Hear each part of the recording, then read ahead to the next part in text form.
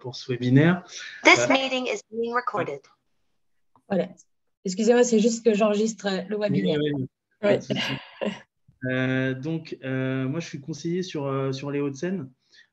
Donc, mon travail, c'est d'accompagner les dirigeants et les entreprises du secteur dans l'audit, la mise en place et le suivi des dispositifs de protection sociale. Donc, quand on entend protection sociale, c'est santé, prévoyance et épargne. Alors, vous connaissez sans doute Malakoff Humanis, en tout cas, je l'espère, pour tous ceux qui sont là. Donc, on est un groupe paritaire mutualiste à but non lucratif. Et comme on va le voir ce matin, notre ADN, c'est d'accompagner le dirigeant et ses salariés dans l'amélioration de sa performance sociale. Donc, on considère et on en est même certain que ça a un impact positif sur la performance économique de l'entreprise. Et pour ce faire, donc, on a créé une démarche qui s'appelle Diagnostic et prévention du capital humain, qui a pour but de délivrer des outils de diagnostic sur la santé et la qualité de vie des dirigeants et des salariés, sur leur engagement et sur leur fragilité sociale qui peuvent éventuellement engendrer de l'absentéisme. Donc, ces diagnostics, comme on va le faire là, on peut les délivrer, et ces enquêtes, on peut les délivrer de manière globale, mais aussi on peut les délivrer de manière un peu plus personnalisée pour des clients à un instant T, les benchmarker par rapport à leur taille d'entreprise, à leur secteur, et surtout apporter un plan d'action avec des actions concrètes derrière pour faire en sorte que les indicateurs qu'on aura relevés puissent s'améliorer dans le temps et apporter un suivi vraiment de manière qualitative pour améliorer justement le climat social et la performance économique de nos clients. Voilà ce que je voulais dire avant de commencer. Merci Romain. J'ai failli quitter la réunion, il ne faut pas que je fasse de bêtises sur l'outil. Alors du coup, effectivement, donc, moi je suis consultante prévention donc, chez Malakoff Humanis, donc au sein d'une direction vraiment dédiée aux branches professionnelles. Et donc nous, notre équipe, en fait, elle accompagne les branches d'une part dans la mise en place de dispositifs de prévention, justement, comme le disait Romain, que ce soit auprès des dirigeants, mais aussi auprès des salariés. Et puis l'accompagnement aussi des partenaires sociaux, que ce soit le côté patronal ou syndical dans la mise en place de projets, et notamment de ce type. Donc, une enquête qu'on a menée donc, avec le MEDEF Hauts-de-Seine pour recueillir votre avis, vos retours d'expérience justement sur votre santé, la santé des dirigeants. Et c'est justement ce qu'on va vous présenter aujourd'hui. Donc n'hésitez pas, je ne sais pas si tout le monde peut activer ou désactiver son micro, mais n'hésitez pas soit à prendre la parole au fil de la présentation, soit à nous écrire dans le chat. Je ne sais pas si c'est plus Hortense ou Romain peut-être qui peut regarder un peu dans le chat s'il y a des questions et de temps en temps peut-être pouvoir faire un retour sur les questions qui peuvent se poser. Vu que moi, je vais partager mon écran, je crois que je n'aurai pas accès justement à la discussion. Donc, n'hésitez pas en tout cas à me couper si besoin pour faire une petite pause ou pour répondre à des questions. Très bien. Et donc, je vais vous partager mon écran. Hop. Alors, écran 2, c'est celui-ci. Et je partage ma présentation. Alors, hop. Du coup, est-ce que vous pouvez me dire ce que vous voyez pour être sûr que tout est bien au niveau technique? C'est parfait. On voit bien la présentation. Voilà, en plein écran? Oui. Ok, c'est parfait. Donc rapidement au niveau du sommaire de cette présentation, donc elle va se découper en 4 parties. La première, ça va vraiment être la présentation du profil des dirigeants qui ont participé à l'enquête. C'est vrai que c'est toujours important de faire un retour aussi sur le profil des dirigeants parce que finalement les retours qu'on va faire aujourd'hui, les résultats de cette enquête, elles vont vraiment être représentatifs de ceux qui ont participé à cette étude. Donc, la deuxième partie, elle va vraiment être plus spécifique sur le dirigeant dans son entreprise. Ensuite, tout ce qui concerne les indicateurs hygiène et santé du dirigeant. Et puis, la dernière partie qui est, à mon sens, aussi une des plus importantes, c'est tout ce qui concerne les perspectives et les attentes en matière de prévention. Donc, petit rappel méthodologique sur justement cette enquête. Donc, c'est une enquête qu'on a menée avec le MEDEF 92 qui vous a soumis justement un lien pour y participer. Donc, ça s'est passé entre juillet et octobre 2021. Donc, c'est quand même assez récent. Et puis, au total, on a eu 109 dirigeants qui ont participé à cette enquête. Donc là, les résultats d'aujourd'hui, on vous présente vraiment les enquêtes des adhérents du MEDEF 92 qui ont participé à cette enquête. Et puis, ce qui est intéressant aussi au niveau du groupe, c'est qu'on mène justement des baromètres annuels où on interroge aussi au niveau national à la fois la cible des dirigeants, à la fois la cible des salariés.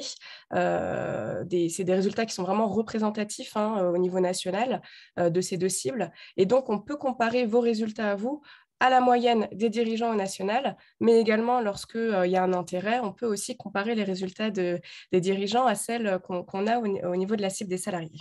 Donc, de toute façon, je vous le préciserai à l'oral, mais voilà, chaque fois qu'il y a des comparaisons, elles sont indiquées sur le rapport.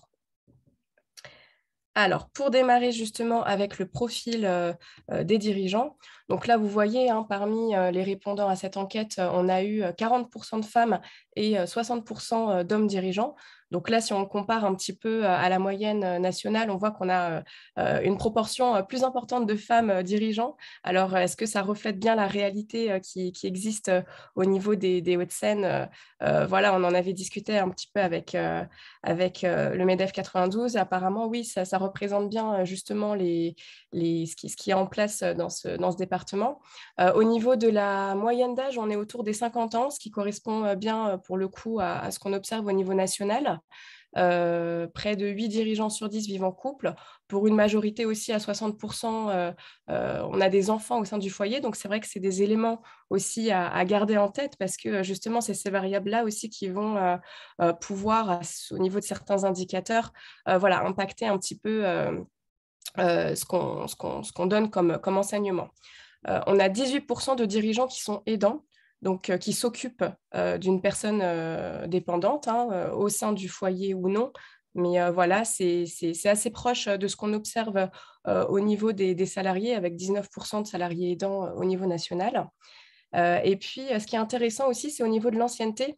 Là, on voit qu'on a quand même une bonne répartition, une répartition assez homogène entre justement les plus jeunes dirigeants et puis les plus anciens. Alors, si on poursuit justement au niveau des effectifs des entreprises, là on voit, sans surprise, on a quand même une grande majorité d'entreprises de moins de 50 salariés avec quand même 30%, donc une proportion un peu plus importante sur des entreprises de 1 à 9 salariés. Et puis au niveau du secteur d'activité aussi, on avait indiqué les grands secteurs assez macro. Et là, on a quand même une moitié qui ont une activité dans le secteur des services. Alors maintenant, si on passe justement à la deuxième partie, donc le dirigeant dans son entreprise, là, on vous a posé la question justement pour savoir si, au cours des 12 derniers mois, au cours de l'année, si vous avez rencontré des difficultés ou des événements suivants qu'on avait cités dans l'enquête. Et là, ce qui est important, et c'est bien de garder aussi ce chiffre en tête, c'est vraiment ce qui est dans l'encadré sur la droite, le 95% d'entre vous qui ont connu au moins une des difficultés qui étaient citées. Et puis là, on voit que pour la moitié, c'est des difficultés clients, de vente, perte de clients, etc. Donc là, forcément, on sait que l'impact de la crise y est forcément pour quelque chose, mais c'est vrai que ça fait 2 ans qu'on est dans cette situation et on voit que les difficultés, elles peuvent encore être très présentes aujourd'hui pour un certain nombre d'entreprises. Difficultés aussi toujours avec les fournisseurs pour un tiers d'entre vous. Les difficultés liées aussi au manque de visibilité économique, ça c'est une des dimensions aussi qui ressort depuis l'année dernière dans nos enquêtes parce que c'est vrai que c'est vraiment le contexte actuel qui fait que c'est une des difficultés qui a émergé depuis la crise Covid-19. Et puis tout le sujet aussi avec les salariés, que ce soit en termes de recrutement pour certains secteurs d'activité, mais aussi les difficultés voilà, de management, d'absentéisme, etc. Donc ça aussi, ça ressort pour une partie d'entre vous, pour un dirigeant sur 5, un dirigeant sur 4 qui l'a cité comme difficulté. Ensuite, on vous a aussi posé la question pour savoir à quel niveau la crise Covid-19 a pu impacter votre activité. Là, on voit que ça résume aussi un petit peu ce qu'on a dit précédemment. 57%, donc 6 dirigeants sur 10 qui se positionnent à un niveau d'impact assez impacté ou extrêmement impacté. Donc après, derrière, on verra, hein, on a un petit peu détaillé cette dimension-là parce que l'impact, finalement, il peut être soit positif, soit négatif. Hein. Ce n'est pas forcément négatif pour un certain nombre d'entreprises et justement dans certaines activités aussi. On sait que ça a pu faire un effet boom et justement une explosion de l'activité. Donc voilà, là, c'est vraiment la mesure de l'impact et juste après, on va voir si c'est plutôt un impact négatif ou positif. Alors justement, au niveau de votre quotidien, comment ça s'organise? C'est vrai que c'est intéressant aussi pour nous d'avoir ce type de données. Au niveau du travail hebdomadaire, donc le nombre d'heures travaillées par semaine, là on voit hein, que pour 50%, donc pour la moitié, vous avez entre 41 et 50 heures de travail par semaine en moyenne. Et puis pour un tiers, plus de 50 heures. Donc, c'est vrai que pour une cible dirigeant, on sait que quand on parle de nombre d'heures, voilà, c'est toujours un peu difficile de se positionner parce que finalement, le travail, c'est au quotidien et ce n'est pas que toujours pendant les heures ou les jours de travail. Justement, sur les nombres de jours de repos par semaine, là, on voit bien et ça se confirme, en fait, ça se confirme bien, moins de 2 jours de repos par semaine pour la quasi-totalité, hein, plus de 8 dirigeants sur 10. Donc là, on voit bien que même si on essaye parfois de se dire, je travaille entre moins de 50 heures ou plus de 50 heures par semaine, finalement, on sait qu'au quotidien, même un week-end, même un jour de repos ou pendant les congés, on sait que la conciliation des vies, elle n'est pas toujours évidente et que ça peut être un peu compliqué parfois de vraiment décrocher. Donc, c'est toujours des informations intéressantes aussi à vous présenter. Et puis, sur le nombre de semaines de congés, justement, là, c'est intéressant. Si on compare à la moyenne, on voit que même si pour une grande partie, vous déclarez avoir moins de 2 jours, voire aucun, pour 3% des dirigeants jours de repos par semaine, on voit qu'au niveau des congés, là, si on compare à la moyenne, vous êtes quand même un peu plus nombreux à prendre plus de semaines de congés sur l'année. Donc, encore une fois, hein, est-ce que c'est vraiment des semaines de congés ou pas? Bon, ça, c'est un autre sujet, mais voilà, au niveau du rythme de vie. Et puis, justement, comme on le disait précédemment, on a mesuré l'impact de la crise sur l'activité. Et si on regarde un petit peu dans le détail, et là, c'est vraiment dans l'encadré gris que vous voyez affiché en bas à droite, finalement, on voit que pour une majorité, à 41%, c'est un rythme qui s'est plutôt ralenti. Donc, une activité qui a, dans ce sens, été plutôt à la baisse. Ça s'est intensifié pour 20%, donc pour un dirigeant sur 5. Mais voilà, ça s'est plutôt ralenti pour 41% d'entre vous et finalement, le rythme n'a pas changé aussi pour 40%. Donc, on voit qu'au niveau des activités, c'est vrai que vous êtes sur des secteurs qui peuvent être assez différents. Donc, ça se ressent aussi et ça se confirme justement dans les chiffres qu'on voit aujourd'hui. Alors justement, si on poursuit sur justement ce rythme de vie, la conciliation des vies, là on voit bien que pour 72% d'entre vous, vous avez l'impression de ne jamais pouvoir décrocher du travail. C'est quand même un chiffre qui est plus important que la moyenne des dirigeants au national qui se situe plutôt à 52%. Donc là, ça confirme bien voilà, ce qu'on a vu précédemment, hein, le sujet autour du nombre d'heures hebdo ou des jours de congé, etc. On voit que finalement, il y a vraiment un sujet autour de l'organisation du travail et ce droit un petit peu à la déconnexion, comment s'accorder des moments de répit finalement lorsqu'on est dirigeant, parce que C'est pas tout de dire bon je m'impose des jours de repos. On sait que c'est compliqué et c'est pas forcément faisable. Donc c'est vraiment le sujet autour de plus des moments de répit dans le quotidien.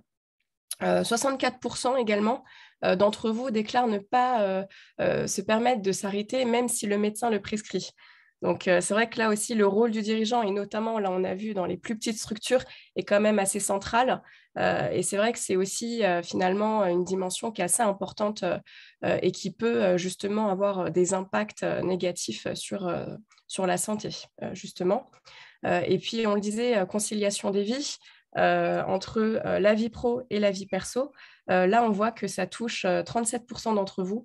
Donc, là, pour le coup, on est quand même assez proche des moyennes nationales qu'on a à la fois sur les dirigeants et sur les salariés. Mais voilà, on peut considérer quand même que 4 dirigeants sur 10 qui déclarent avoir des difficultés de conciliation, c'est quand même un sujet important et c'est un sujet qui peut être, sur lequel il peut aussi y avoir un accompagnement. Alors, si on poursuit, et là, c'est vraiment un indicateur clé de ce type d'enquête, c'est l'indicateur sur le stress. Donc, les journées stressantes, sur une échelle de pas du tout stressante à extrêmement stressante. Là, justement, c'est une des questions où on avait voulu intégrer cette dimension crise et vous demander de vous positionner avant la crise et depuis la crise pour qu'on puisse voir un petit peu la différence. Et là, ce qu'on voit, c'est qu'avant la crise, vous êtes à 32% à avoir des journées assez stressantes ou extrêmement stressantes. Et on passe justement à 48% depuis la crise. Donc là, on voit bien avec le code couleur, en orange, c'est les réponses avant la crise et en beige, c'est les réponses depuis la crise. Donc on voit quand même que l'impact de la crise, forcément sur le rythme de vie, comme on l'a vu, mais surtout sur les niveaux de stress que ça peut engendrer aussi dans votre quotidien, sont présents. Et ça, on le voit aussi au niveau national, vous le voyez dans le petit encadré juste en dessous en violet. Au niveau national aussi, on est passé à un niveau de stress de 23% à 44%. Donc, c'est vraiment quelque chose c'est vraiment un des enseignements déjà qu'on observe au niveau national, mais qui, dans votre étude aussi, on a exactement finalement la même aggravation qui se fait sur cet indicateur. Donc là aussi, ce qu'on voulait au travers de cette restitution aujourd'hui, c'était vous apporter quelques éléments clés aussi autour de cette thématique du stress, qui est une des thématiques clés, et on en parle beaucoup aujourd'hui. On voulait vous apporter quelques éléments pour comprendre et agir sur le stress. Alors, c'est des éléments très... aujourd'hui, on ne va pas entrer dans le détail, mais on voulait vous apporter quelques informations clés et puis pourquoi pas justement échanger sur ce sujet-là plus particulièrement. Donc déjà, on voulait vous montrer un petit peu schématiquement comment on peut traduire le stress. Qu'est-ce que c'est ? Et là, vous le voyez à l'écran, l'état de stress, en fait, on peut dire que c'est quelque chose qui survient lorsqu'on a un déséquilibre justement entre la perception qu'une personne a de ses contraintes, donc que lui impose son environnement, son activité, que ce soit pro-perso, versus la perception qu'on a de nos propres ressources pour y faire face. Donc, dès qu'il y a un déséquilibre et dès qu'on se rend compte qu'en fait, on a des montagnes de contraintes et qu'on n'a pas forcément les ressources nécessaires pour y faire face, réaction de stress. Donc, le stress, c'est une réaction naturelle qui peut arriver ponctuellement, mais qui peut aussi devenir chronique. Et donc, tout l'enjeu, c'est comment le comprendre, comment s'en rendre compte, comment justement identifier les signaux d'alerte et comment y faire face dans le quotidien. Donc justement, on voulait vous apporter encore plus de détails sur ce sujet-là. Donc le stress, l'état de stress, il peut se faire en 3 étapes physiologiques. Donc l'alarme, l'état d'alarme, l'état de résistance et l'état d'épuisement. Donc l'état d'alarme, c'est comme je le disais juste avant, c'est quand le stress arrive, le pic de stress. Donc tout notre organisme se mobilise justement et se prépare à l'action. Donc c'est vraiment pendant cette phase que la force musculaire, les sens, les réflexes se décuplent. C'est vraiment une réaction de réflexe au démarrage, le stress, sans forcément d'analyse très réfléchie de la situation. C'est pour ça qu'on dit, oh là là, je commence à stresser, je panique. Ça peut être vraiment la première étape d'alarme. La deuxième étape, c'est celle de la résistance. Donc là, justement, c'est après quelques minutes, il y a d'autres hormones qui sont libérées dans notre organisme qui vont nous permettre justement d'apporter un apport énergétique suffisant pour pouvoir résister à l'agression. Et c'est pendant cette phase, en fait, qu'on va pouvoir justement réfléchir à la façon la plus appropriée de combattre l'état de stress, maintenir notre vigilance, restaurer un peu notre équilibre physiologique. Cependant, justement, et c'est là où c'est important vraiment d'identifier ces différentes étapes, c'est quand la situation de stress perdure, on entre justement dans la phase d'épuisement, et là, justement, c'est quand l'organisme il est à bout, quand il s'affaiblit. On dépense justement trop d'énergie pour pouvoir maintenir en fait cet état de résistance. Et donc, c'est là où on passe à la phase d'épuisement et où on peut voir vraiment des conséquences qui peuvent être assez graves à la fois sur l'aspect physique et psychologique. Donc, c'est important d'avoir conscience aussi de ces différents états physiologiques qui peuvent soit nous arriver à nous, mais aussi l'identifier auprès de notre entourage, de nos salariés, etc. Et donc, justement, on voulait vous montrer un petit peu au niveau des signaux d'alerte, comment les identifier. Donc, on peut les regrouper en différents groupes. On a tous les symptômes dits plutôt physiques, donc les troubles du sommeil, et c'est un indicateur qu'on verra juste après, justement dans l'enquête. Tout ce qui peut concerner aussi les problèmes digestifs, maux de tête, l'extrême fatigue aussi, ça peut être dû justement à un état de stress élevé. Tout ce qui concerne les symptômes émotionnels, donc l'anxiété, des états de dépression, la baisse de la concentration, etc. Comportementaux aussi, l'absentéisme d'une personne à répétition, quelqu'un qui s'isole, et on verra aussi cet indicateur juste après parmi dans l'étude, mais l'isolement aussi, ça peut être un des signaux d'alerte d'une personne qui est en état de stress. Et puis aussi la consommation, la recrudescence de certaines consommations à risque d'addiction aussi, ça peut être un des signaux d'alerte. Et puis tous les signaux un peu plus cognitifs, les troubles de la mémoire, de jugement, etc. Ça peut être aussi des signaux importants pour repérer justement des niveaux de stress qui s'aggravent. Donc, c'est vraiment important justement d'avoir conscience de ça et de pouvoir justement repérer ces signaux d'alerte pour pouvoir y faire face et mettre en place des petits exercices aussi dans la routine pour mieux les gérer et pour les intégrer. L'état de stress, comme je l'ai dit juste avant, c'est naturel, mais l'enjeu, c'est vraiment de pouvoir y faire face et répondre au mieux pour éviter que ça devienne destructeur. Parce que le stress, on le sait, on n'est pas égaux face au stress, ni égaux face au sommeil. On a différents profils aussi de dormeurs, et je vous en parlerai juste après. Donc, pour certains, ça va être plutôt stimulant. Pour d'autres, ça va être destructeur. Donc, voilà, il faut vraiment aussi se positionner et voir quel est notre besoin pour y faire face. Et justement, par rapport à ça, on voulait vous apporter trois choses déjà très, très simples, des techniques, je pense, pour la plupart, que vous devez peut-être déjà connaître. Et c'est des choses qui peuvent être intégrées très facilement dans le quotidien, qui ne prennent pas beaucoup de temps et qui peuvent vraiment, sur du long terme, avoir un effet bénéfique pour vous. Donc, la première des petites techniques qu'on voulait vous présenter, c'est la technique de respiration, de cohérence cardiaque. Donc, c'est vrai que dans la respiration, on peut distinguer deux types de respiration. Donc, la respiration abdominale, qui est la respiration naturelle, respiration relaxante, etc. Et puis, la respiration thoracique, qui, elle, est plutôt une respiration nerveuse involontaire. Justement, quand on est en hyperventilation, quand on stresse, on se rend compte nous-mêmes que parfois, on a du mal à respirer, on respire beaucoup plus vite. Donc voilà, l'hyperventilation, etc. Donc là, l'idée en fait de cette technique, c'est de pouvoir resynchroniser justement les battements de notre cœur à nos émotions, etc. Donc, je pense que vous connaissez tous cette technique, c'est assez basique, c'est vraiment prendre le temps pendant 5 minutes de respirer, d'inspirer pendant 5 secondes, d'expirer pendant 5 secondes et de répéter l'exercice pendant quelques minutes, notamment lorsqu'on a un pic de stress ou avant une réunion importante, avant un événement qui peut être générateur de stress. C'est vraiment de prendre le temps pendant 5 minutes de le faire. Et pour les personnes qui sont vraiment stressées au quotidien, c'est vrai que de le faire 3 fois par jour, dans le quotidien, on voit que ça peut avoir des effets négatifs justement sur la gestion du stress. Après, ça, c'est des techniques vraiment basiques pour un niveau de stress qui reste quand même assez modéré.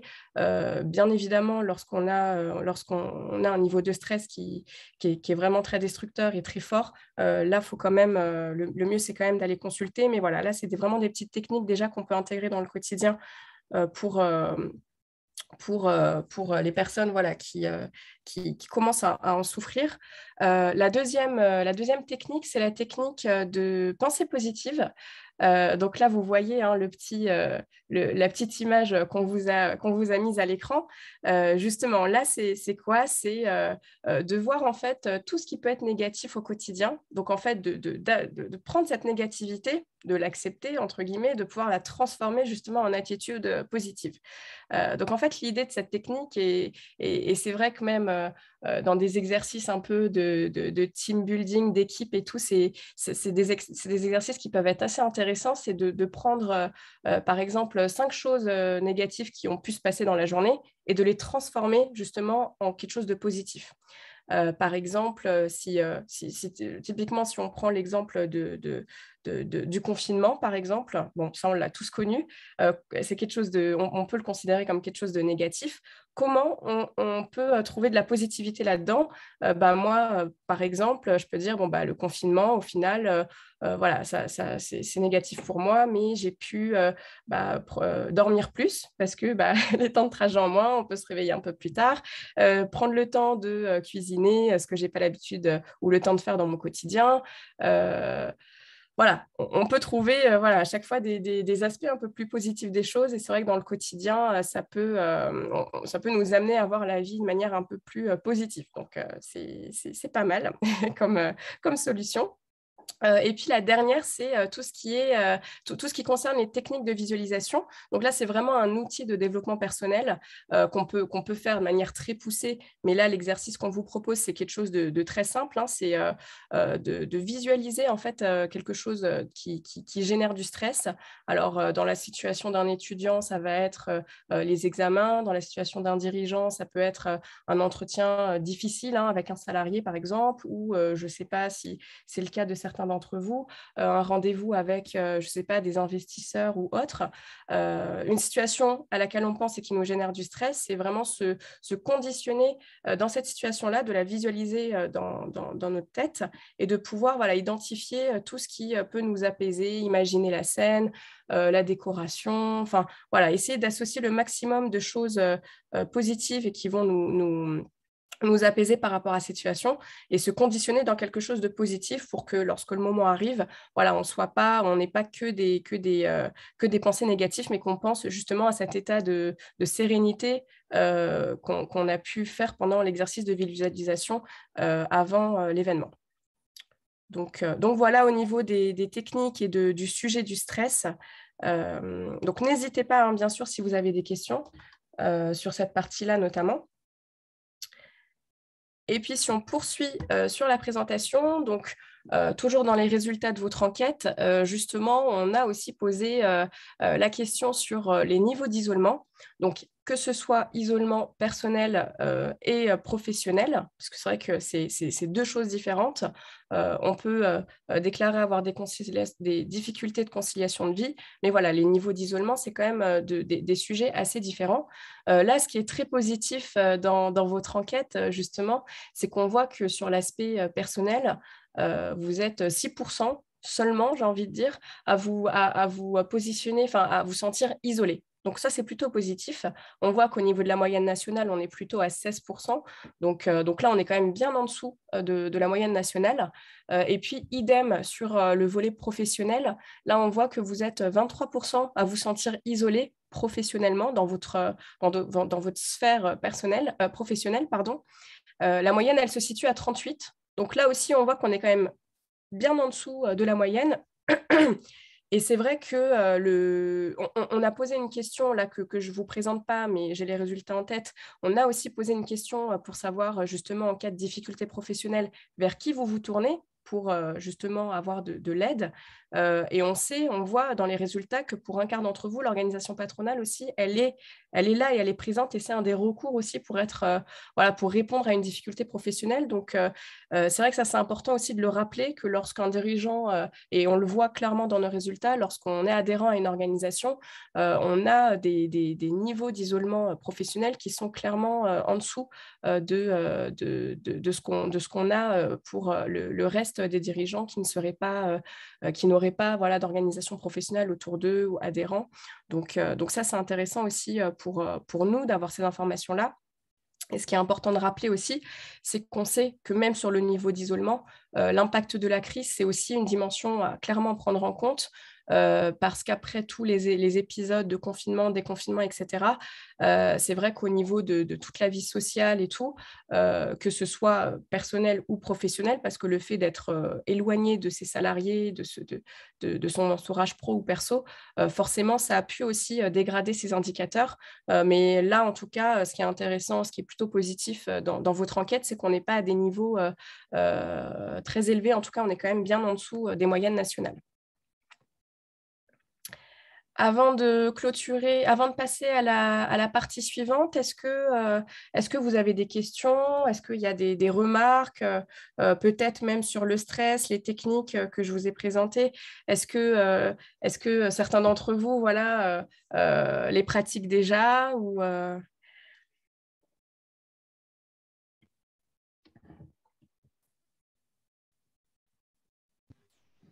pas de réaction?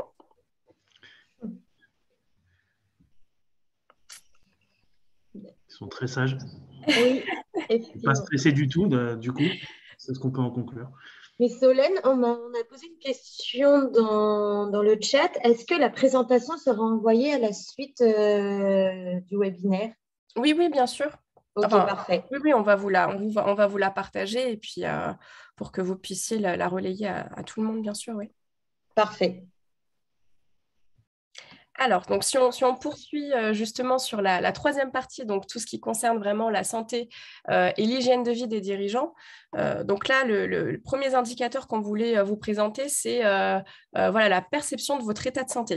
Donc là, on avait posé 3 questions. La première, c'est l'état de santé en général, et puis ensuite la déclinaison vraiment sur plus l'aspect physique et l'aspect mental. Donc là, on voit bien. Et c'est vraiment quelque chose qui est assez positif, encore une fois, dans votre enquête à vous, parce que ce n'est pas ces résultats-là qu'on voit partout. Vous êtes quand même à 92% à percevoir votre état de santé en général comme bon, voire très bon. Donc là, c'est quand même positif parce que c'est vrai que notre propre perception, si on se dit je suis en bonne santé, on a plus tendance aussi à se dire il faut que j'ai un mode de vie sain, etc. Après, c'est vrai que c'est du déclaratif, donc on peut avoir une perception de notre état de santé bon qui ne reflète pas forcément la réalité, mais ce qu'on constate dans les enquêtes et de manière générale, c'est que c'est plutôt quand même assez, ça reflète quand même assez bien la réalité des choses. Sur l'aspect mental et physique, là on voit, et c'est vrai que c'est pas très surprenant vu l'état actuel des choses et le sujet autour des risques psychosociaux, tout ça c'est un des sujets un peu majeurs depuis 2 ans, depuis l'état de crise, etc. Là on voit que justement sur le côté santé mentale, on est un petit peu redescendu, on est à 79% qui perçoivent cet état de santé comme bon, voire très bon. Donc là, on est quand même assez proche de la moyenne nationale et c'est vrai que c'est un des indicateurs justement qui, depuis quelques années, a tendance à baisser.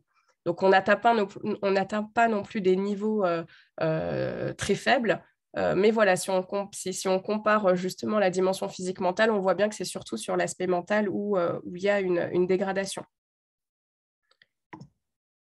Ensuite, justement, on en parlait juste avant, hein, c'est tout ce qui concerne les consommations, certaines consommations de produits à risque, notamment en ce qui concerne l'alcool, le tabac ou encore les somnifères, anxiolytiques, antidépresseurs. Là, on vous a posé la question. C'est intéressant aussi de voir un petit peu ce qui peut être comme à risque ou non. En ce qui concerne l'alcool, là, on est à 36% de dirigeants qui déclarent consommer de l'alcool tous les jours ou presque, donc de manière quotidienne. C'est vrai que la moyenne des dirigeants, elle est à 17% au national. Déjà bien plus élevée que celle des salariés qui est à 7%, mais ça on l'explique de par la fonction de dirigeant et l'activité de dirigeant qui est dans son quotidien plus amenée lors des rendez-vous, par exemple déjeuner, dîner, à consommer des boissons alcoolisées.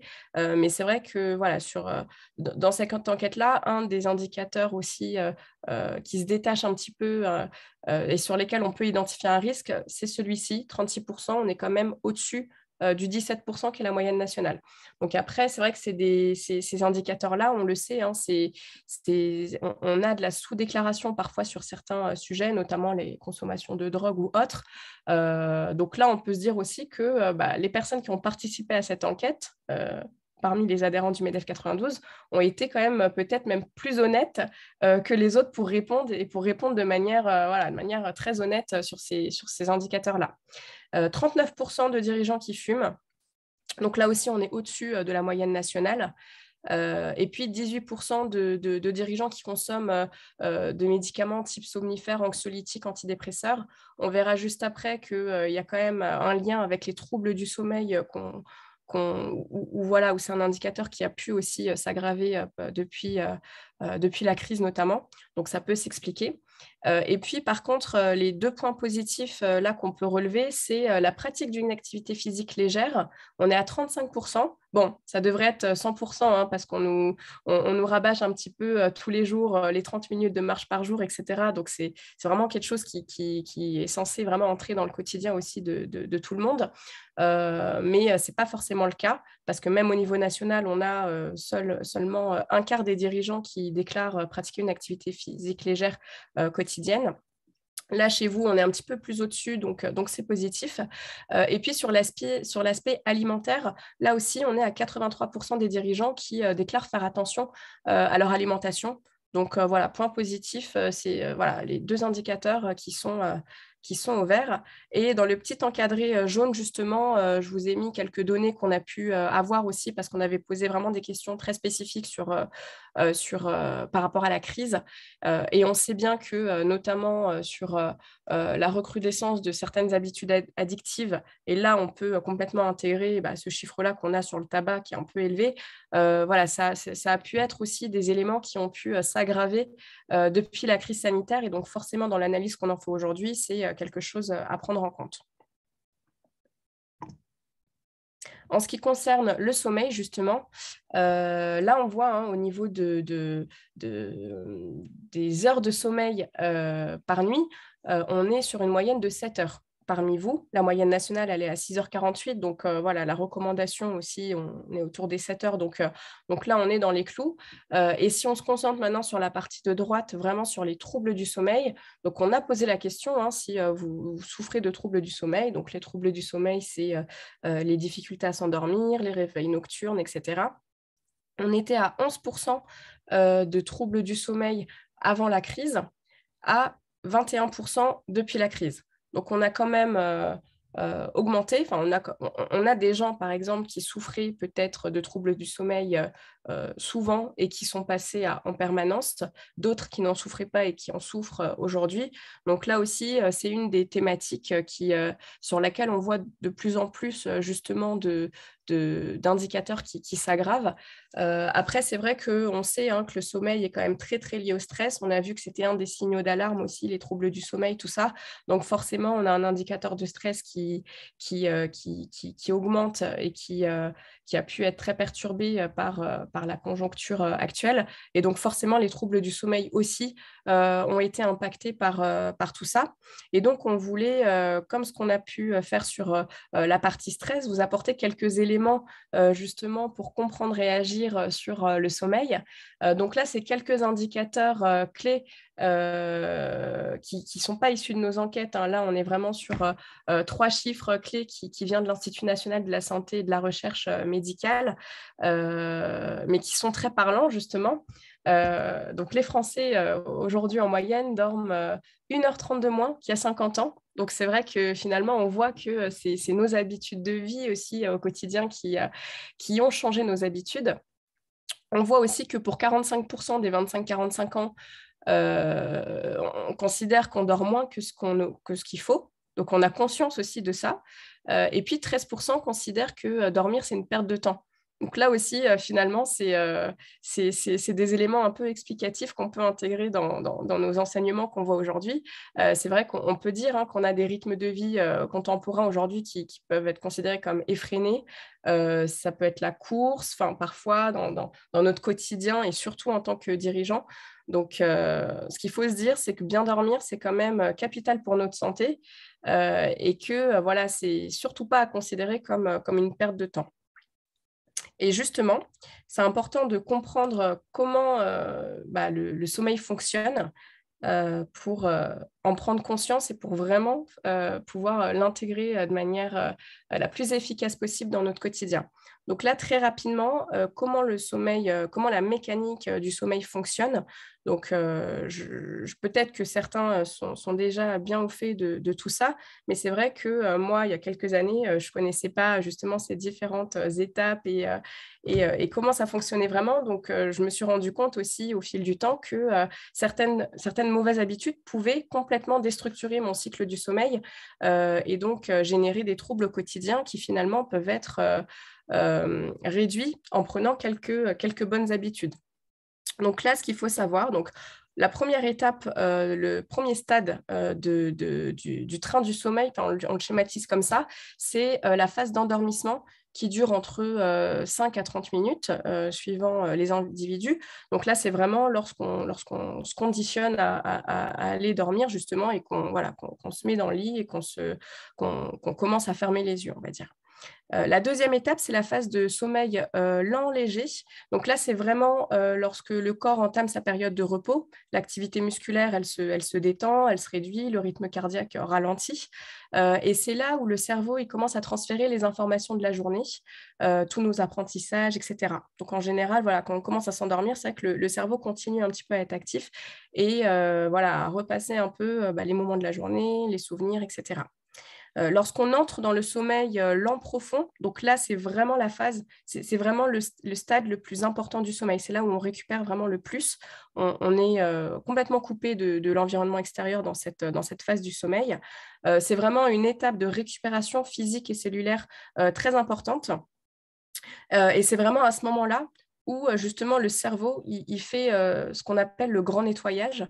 Donc, il va consolider nos apprentissages, c'est-à-dire il va faire vraiment le tri dans tous nos souvenirs. Ce qu'on veut garder de la journée, tac, hop, on le met dans la mémoire de long terme et tout ce qui est plus utile à garder en mémoire, on va le mettre à la poubelle, quoi. si je schématise un petit peu. Et puis, la dernière étape du sommeil, c'est le sommeil paradoxal. Donc là, le corps est inerte, mais le cerveau, là, à ce moment-là, il est très actif. Et c'est notamment pendant le sommeil paradoxal qu'on rêve. Donc, c'est ce qui sert aussi à notre équilibre émotionnel. Donc, voilà comment se construit le cycle du sommeil. Donc, ce qu'il faut savoir aussi, c'est que le cycle du sommeil dure en moyenne 90 minutes et on en a de 3 à 5 par nuit. Et donc, c'est important justement de pouvoir identifier les moments clés du cycle du sommeil, notamment la phase d'endormissement, pour pouvoir justement respecter son cycle. C'est vrai que lorsqu'on a des troubles du sommeil, on va par exemple se réveiller à un moment donné dans ce cycle du sommeil, ce qui va complètement casser le cycle. Et du coup, c'est vrai que ça peut, lorsqu'on passe, parfois on se réveille et on a l'impression de ne pas avoir dormi ou d'avoir eu une nuit saccadée avec plusieurs réveils dans la nuit, etc. Ça, c'est des signaux justement de troubles du sommeil sur lesquels on se dit, voilà, c'est que le cycle du sommeil à un moment donné a été perturbé et donc il faut pouvoir justement mettre en place les techniques pour réenclencher tout ça et pour justement éviter d'avoir un cycle perturbé parce que justement, si on ne profite pas assez de cette phase de sommeil lent profond, c'est là où justement on va se réveiller avec peut-être comment dire, un comportement un peu plus lorsqu'on se réveille et qu'on n'a pas bien dormi, par exemple, on peut avoir, voilà, on se dit qu'on se réveille de mauvaise humeur, par exemple, parce qu'on n'a pas bien dormi. Et forcément, si en plus de ça, on est stressé dans notre quotidien, là, tout est décuplé. Et c'est là où, justement, le lien entre sommeil-stress est hyper important. Et donc, si on passe de mauvaises nuits, forcément, on n'a pas le temps de pouvoir digérer tout ça et de pouvoir se régénérer à la fois physiquement, mais surtout mentalement.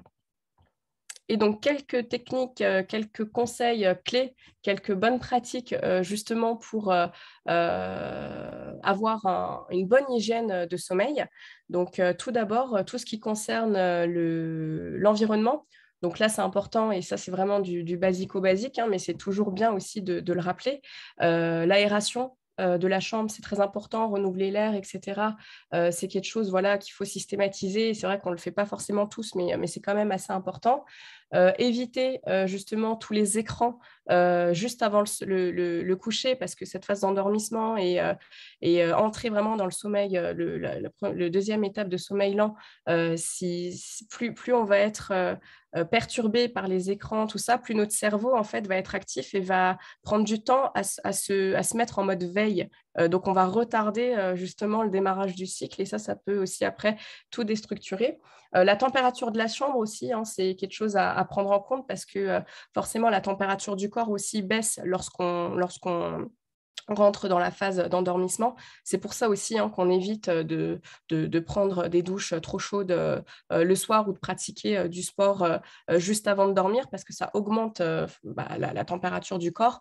Donc voilà, on va mettre plus de temps justement à se conditionner pour entrer dans le cycle du sommeil. La literie aussi, on le répète, mais forcément, c'est quelque chose d'important pour pouvoir passer des bonnes nuits.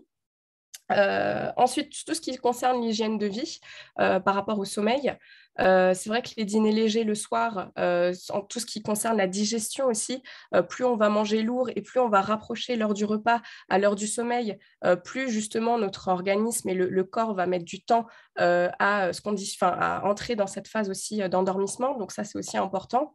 Et puis, ce qui est très important, moi, c'est quelque chose que j'aime rappeler parce que moi, ça m'a changé mon quotidien aussi, c'est d'écouter son corps. Je ne sais pas si ça vous arrive, je pense que oui, mais le soir, lorsqu'on commence à bâiller, lorsqu'on a les yeux qui picotent, on se dit « Ah oui, là, je commence à fatiguer », en fait, il faut surtout écouter son corps et se dire ok, là il faut aller dormir parce que c'est vraiment les bâillements, tous les premiers signaux voilà, que le corps nous envoie qui nous disent voilà, je démarre mon cycle du sommeil. Donc en fait, c'est d'aller se coucher justement à ce moment-là quand on commence à bâiller le soir et tout, on va justement entrer dans un cycle et on va suivre son cycle naturel. Alors que si on retarde et si on se dit non, je vais encore attendre, en fait on loupe le cycle et donc il faut attendre en moyenne 90 minutes. Donc, il faut attendre que le prochain cycle démarre. Et donc, on perd justement une partie de la nuit qui a déjà démarré en fait, dans notre organisme. Donc, ça, c'est important aussi de le savoir. Et puis pour finir, justement sur la partie de droite, encore une fois, ça c'est du basico-basique, mais tout ce qui est caféine, tout ça le soir, forcément, c'est quelque chose qui peut aussi perturber notre nuit, mais surtout reculer notre cycle du sommeil. Donc c'est important de ne pas en consommer juste avant d'aller dormir. En général, voilà, après 17 heures, c'est déconseillé. Et puis, ce que j'aime aussi souligner, c'est l'alcool, parce que c'est un faux ami. C'est vrai qu'on peut penser que l'alcool, voilà, ça aide à dormir parce que ça peut favoriser l'endormissement, justement. Mais en fait, c'est un faux ami parce que, certes, ça va nous aider peut-être à nous endormir pour certains, mais par contre, ça va vraiment avoir un effet négatif sur la qualité du sommeil. Ça peut générer aussi plus de ronflements, de choses comme ça, mais surtout, ça va perturber la qualité du sommeil et donc, on ne va pas forcément avoir un sommeil réparateur. Donc, cette fameuse phase de sommeil lent profond, elle ne va pas forcément être de qualité. Donc c'est vrai que ça peut être aussi des idées reçues qu'on aime bien rappeler de temps en temps pour éviter voilà, les mauvaises habitudes. Et puis, pour finir donc, sur cette présentation, il me reste 2 petites slides à vous présenter. Donc, sur ce qui concerne voilà, les perspectives et vos attentes en matière de prévention. Donc, tout d'abord, sur les indicateurs de confiance. Donc là, c'est vraiment très intéressant de voir que lorsqu'on vous pose la question, voilà, pour savoir sur les 2 prochaines années si vous êtes confiant ou pas du tout confiant, plutôt pas confiant, plutôt confiant ou très confiant. Là, voilà, on vous a mis les indicateurs du plutôt confiant et très confiant. Là, on voit que pour la majorité, si on regarde les chiffres qui sont justement en orange, c'est le total confiant. Là, on peut considérer qu'on est sur des niveaux très élevés, que ce soit pour la perspective sur votre santé, votre vie personnelle, la situation financière de votre foyer, votre situation professionnelle ou l'activité de votre entreprise. Voilà, on a des niveaux de confiance qui semblent, en tout cas, ce qu'on voit affiché à l'écran, de 91% à 94%. Donc, c'est très élevé. Mais si on regarde dans le détail, et notamment entre la partie orange et la partie violet du graphique, on voit que c'est surtout plutôt confiant et que le très confiant, finalement, il reste quand même à des proportions assez faibles. Et donc, c'est une confiance qui peut sembler importante sur ces différents indicateurs-là, mais qui reste quand même assez fragile. Hormis la vie personnelle, sur laquelle vous êtes quand même près d'un tiers, en tout cas plus d'un quart, à 27%, à être très confiant, on voit que sur les autres indicateurs, c'est quand même plus fragile. Donc là aussi, on sait que le manque de visibilité économique et puis la conjoncture actuelle et l'insécurité dans laquelle on peut se trouver en période de crise, forcément, nous apporte pas un niveau de confiance très élevé, en tout cas pour les 2 prochaines années. Donc là aussi, par rapport à tous les indicateurs qu'on a vus précédemment, ça peut donner des éléments explicatifs qui ont beaucoup de sens. Et puis pour finir, justement, on vous a posé la question pour savoir, selon vous, quels sont les domaines prioritaires pour améliorer votre santé et votre bien-être.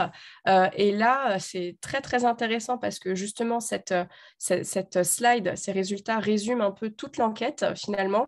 On voit que pour 49% d'entre vous, donc la moitié, c'est vraiment la capacité à se déconnecter du travail. On a vu juste avant, je ne peux pas me permettre de m'arrêter même si mon médecin me prescrit. J'ai l'impression de ne jamais pouvoir décrocher du travail, etc. On a vu que vous étiez près de 9 dirigeants sur 10 à prendre moins de 2 jours de repos par semaine, etc. Donc là, on voit bien l'enjeu et le sujet majeur pour vous, tout ce qui concerne autour du droit à la déconnexion. En top 2, on a l'activité physique. On a vu que vous étiez 36% à pratiquer une activité physique légère dans votre quotidien, mais finalement, ce manque de temps, l'organisation du travail, intégrer l'activité physique dans le quotidien, ce n'est pas toujours facile. Donc là, on voit qu'il y a quand même une attente aussi à ce niveau-là. Et puis, en 3e et 4e position à égalité, tout ce qui concerne la gestion du stress. Donc ça, on l'a vu aussi, c'est un des indicateurs qui s'est aggravé depuis la crise. Donc forcément, c'est une des préoccupations majeures pour vous, parce que vous en êtes conscient. Et puis la gestion du sommeil aussi, on a vu qu'il y avait une dégradation à ce niveau-là. Donc on voit bien que c'est aussi un enjeu et un domaine prioritaire pour vous à plus d'un tiers. Donc voilà, c'est important aussi de pouvoir valider finalement tous les chiffres qu'on a vus précédemment avec cette question-là très concrète qu'on vous a posée dans cette enquête. Donc voilà, au niveau des résultats et de tout ce qu'on a pu mener en partenariat avec le MEDEF 92 justement sur ce sujet, sur cette thématique de la santé des dirigeants, avec quelques informations clés sur le sommeil et le stress pour justement pouvoir déclencher peut-être des discussions ou des actions futures plus spécifiques sur ces thématiques-là. Donc voilà, n'hésitez pas. En tout cas, on a encore, il me semble, 5 minutes. J'ai vraiment bien respecté le timing pour échanger si besoin sur ces sujets.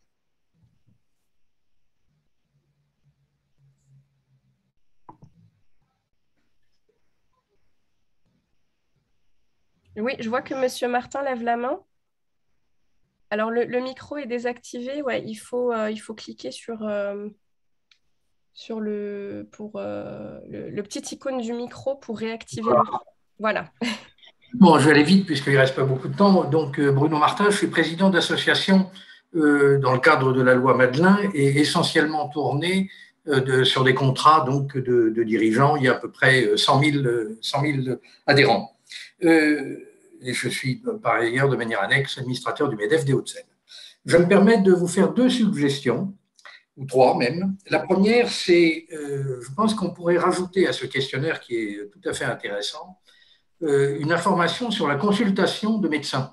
C'est-à-dire, il n'y a pas de, je veux dire, ça n'est pas du tout mentionné, alors que vous savez bien que les dirigeants ne prennent pas le temps de consulter les médecins. Ça, c'est la première chose. La deuxième, concernant le temps de connexion à des outils numériques. C'est-à-dire que il serait intéressant de voir si dans la réduction du temps de travail, du temps de sommeil, il n'y a pas une partie qui est dédiée à l'offre numérique, que ce soit les plateformes, les films, etc. etc. Et troisième point, j'aurais une suggestion, c'est une question qui pourrait être éventuellement ouverte en demandant qu'est-ce qui pourrait vous inciter à augmenter votre activité physique et qu'est-ce qui pourrait vous inciter à réduire les consommations d'alcool ou de psychotropes, etc. Voilà mes 3 suggestions. Oui. Alors justement, juste pour revenir, c'est vrai que là, cette enquête, ce qu'on vous présente aujourd'hui, c'est vraiment, on avait fait en amont avec Hortense notamment une présélection des indicateurs à vous présenter parce que l'enquête est beaucoup plus riche que ça. Et je vais juste vous présenter à l'écran, j'espère que vous voyez toujours mon écran. Est-ce que vous voyez toujours oui, je vois, d'accord, parfait. Voilà, justement, alors ça, voilà, c'est le document complet pourra aussi vous être partagé. On a bien posé la question sur la consultation des professionnels de soins, donc au niveau du généraliste, mais aussi avec un certain nombre de spécialistes qui étaient cités. Et donc, effectivement, c'est des résultats qu'on a et qu'on peut exploiter aussi dans l'analyse. Hein. Donc, et puis, on a aussi justement... on pose la question aussi sur les arrêts de travail, s'ils se sont vus prescrire ou pas un arrêt de travail au cours des 12 derniers mois. Donc ça aussi, c'est plein d'indicateurs qu'on a sous la main et qu'on vous mettra à disposition dans le rapport complet. Mais effectivement, c'est vrai que c'est forcément des données qu'on compare et qu'on exploite lorsqu'on fait ces analyses. Sur la deuxième remarque au niveau des outils numériques, effectivement, je vois bien l'intérêt de pouvoir l'intégrer dans l'enquête. Et c'est vrai que c'est des enquêtes qu'on fait lorsqu'on travaille avec vous. On essaye aussi de les personnaliser un petit peu, de les adapter au plus proche de vos besoins. C'est une enquête qui est quand même assez lourde, assez conséquente, donc on évite de trop en rajouter. Mais c'est vrai que sur certaines, je sais que ces questions-là, on les a intégrées parce qu'il y a vraiment un enjeu derrière aussi sur certains métiers. Donc, et sur le dernier point, justement, qu'est-ce qui pourrait inciter à mieux prendre soin de sa santé ou avoir un mode de vie plus sain, effectivement, avoir une petite question ouverte dans les questionnaires, c'est toujours intéressant pour récolter voilà, des verbatims, puis même des idées pour nous, Oui. pour vous, à mettre en place. Après, ça peut être finalement une deuxième étape de ce projet d'enquête, même de pouvoir interroger directement quelques dirigeants et d'aller encore plus loin dans la réflexion pour, voilà, dans un projet vraiment de déployer des actions ou un accompagnement ou des services spécifiques. Effectivement, là, on sera plus sur un volet un peu plus qualitatif. Et vu que l'enquête était quand même assez conséquente, on s'était dit que voilà, on n'allait pas rajouter trop de questions ouvertes. Excusez-moi de vous interrompre. Je veux dire, on peut imaginer que, vous savez, les outils numériques, notamment sur les smartphones, qui comptent le nombre de pas, oui, d'accord. ou même les montres qui mesurent votre activité cardiaque, tout ceci sont, je pense, des éléments qui incitent progressivement les uns et les autres à prendre conscience d'une réalité et de dangers éventuels. Oui. Oui, c'est vrai. Et puis même, justement, j'allais le dire quand je présentais les outils, notamment sur la cohérence cardiaque. Aujourd'hui, les montres, moi, je sais que j'ai ma montre qui me rappelle parfois quand elle identifie que mon rythme cardiaque s'accélère, qui me dit c'est le moment de respirer. Et donc là, voilà, c'est 1 minute de respiration. Je fais l'exercice avec ma montre. Donc, c'est vrai que voilà, on a de plus en plus d'outils aussi qui finalement veillent sur nous et nous incitent à prendre soin de notre santé. Et puis même, je sais que maintenant, il y a même des... Nous, on connaît les montres, les téléphones, voilà, le nombre de pas, mais je crois qu'il y a même plein de nouvelles choses maintenant qui commencent à se déployer aussi sur ce volet-là. Donc, ouais, c'est vrai que ça peut être une question aussi qu'on pourrait intégrer. C'est est-ce que vous utilisez aussi finalement ces outils, les applications, tout ça? Ouais.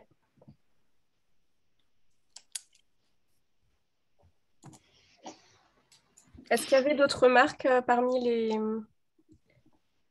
les participants?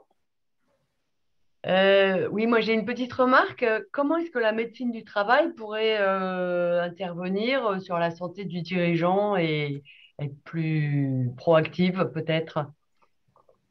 Ou avec vous, avec les mutuelles, comment est-ce qu'ils peuvent s'intégrer sur la santé du dirigeant? Alors normalement, oui, c'est des thématiques qui sont abordées hein, avec la médecine du travail et puis notamment que ce soit sur la cible des dirigeants que les salariés lorsqu'on a les rendez-vous biannuels où là je crois que c'est passé une fois tous les 2 ans ou 5 ans, je ne sais plus. C'est des thématiques alors soit qu'on aborde de notre propre chef, soit qui nous sont proposées. C'est vrai que tout dépend de qui on a en face de nous. C'est vrai que c'est pas toujours des sujets. Et puis, lors des rendez-vous, on se concentre beaucoup sur le, le visuel, les troubles musculo-squelettiques, tout ça, l'installation sur les postes de travail, etc. Donc, c'est vrai que c'est des sujets qui doivent faire de plus en plus partie aussi de ces rendez-vous un peu de diagnostic. Nous, à notre niveau, au niveau Malakoff Humanis, par exemple, ce qu'on propose pour les dirigeants, pour les salariés, c'est un certain nombre de services qui sont intégrés hein, dans les contrats. Donc après, je ne sais pas si Romain, tu voudras prendre la parole, mais on a déployé, par exemple, pendant la période de confinement, et puis ça a intégré aussi notre offre groupe, du soutien psychologique sur tout le volet RPS, justement. Donc, un accompagnement psychologique pour les salariés, mais aussi pour les dirigeants. Finalement, c'est vraiment des lignes dédiées distinctes, hein, mais qui sont accessibles pour tout le monde, en tout cas pour tous nos assurés, dirigeants ou salariés. On a aussi mis en place des programmes de webinaires spécifiques par thématique. C'est-à-dire là, moi, je vous ai présenté 2-3 slides pour comprendre réagir sur le sommeil, le stress, mais on a tout un programme de webinaires sur la conciliation des vies, sur le stress de manière beaucoup plus poussée, sur le sommeil de manière beaucoup plus poussée, des webinaires très spécifiques aussi sur l'alimentation, tout ça. Et ça, c'est des choses, si ça vous intéresse, qu'on pourra aussi vous proposer pour d'autres actions pour vos adhérents, par exemple, organiser des webinaires très spécifiques sur le sujet en particulier. Donc voilà, on a toute une offre aussi de webinaires, de choses comme ça. Alors là, c'est des formats webinaires, mais c'est aussi des choses qu'on faisait avant et quasiment exclusivement en présentiel sur site, dans des lieux de regroupement ou même en intervention directement en entreprise. Donc il y a tout ce volet-là vraiment d'accompagnement et tout l'aspect service qui est intégré dans nos contrats et qui, voilà, faut pas hésiter justement à se rapprocher. Alors chez nous, Malakoff Humanis, mais aussi chez d'autres assureurs, se rapprocher des contacts commerciaux enfin, des contacts que vous avez chez eux pour voir qu'est-ce qui est inclus dans le contrat en termes de services, de prévention. Et aujourd'hui, on a de plus en plus de choses qui se développent et qui s'intègrent dans les, dans les contrats. Oui. Donc voilà, il ne faut vraiment pas hésiter à se renseigner et à voir de quoi on bénéficie dans le cadre des contrats. Voilà, nous, je sais qu'on propose énormément de choses et puis même dans les contrats branches, dans les offres conventionnées,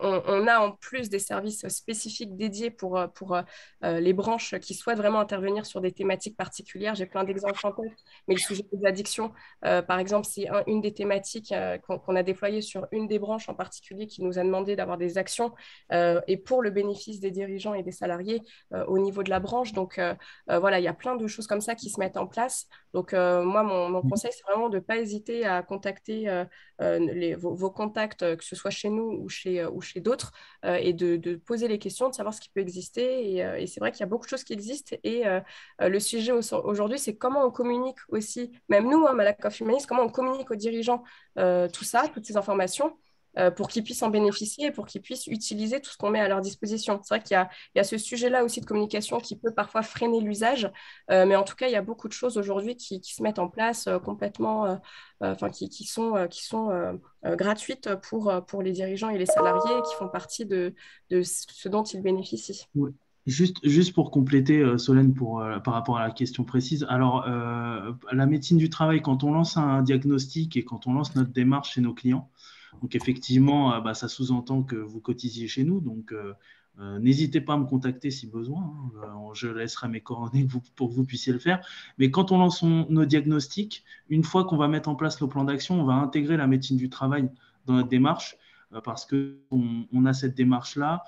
On n'a pas tout inventé non plus, hein, Malakoff Humanist. Donc, on va aussi se plier à ce qui a été mis en place dans l'entreprise, souvent via la médecine du travail, pour essayer d'implémenter des choses pour accompagner nos clients et de ne pas remplacer non plus la médecine du travail. Alors après, par expérience, on se rend compte qu'avec la médecine du travail, les actions sont très locales. Donc, quand on a du multisite, ça peut être aussi contraignant, alors que nous, on va essayer d'avoir une vision nationale et un peu plus globale. Donc, que ce soit la médecine du travail ou les services de qualité de vie au travail chez nos clients, on essaye toujours de s'adapter et de co-construire les plans d'action avec eux. Donc, ils sont bien évidemment intégrés et sur la partie médicale, c'est eux aussi qui nous font des préconisations pour qu'on puisse avoir les actions les plus pertinentes possibles.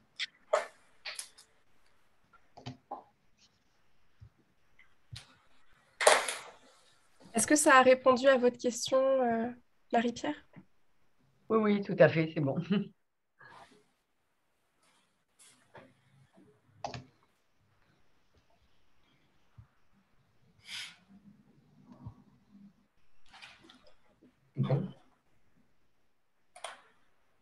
Bon, je vois qu'il n'y a pas d'autres questions.